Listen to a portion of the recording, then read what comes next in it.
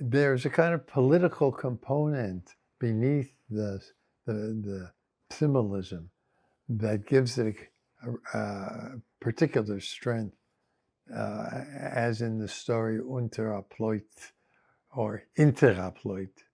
I had a controversy with, not a controversy, a difference of opinion for a while with the editors of the anthology Ashes Out of Hope. They were using the translation under offense, which didn't make sense to me, but because it had to do with burying someone under a fence, presumably.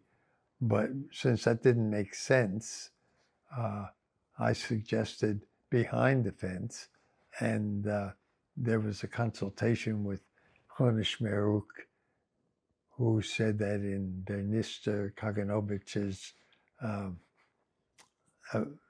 local dialect, the pronunciation of hinter and unter were very close. They'd be inter, and that it could possibly be behind the fence.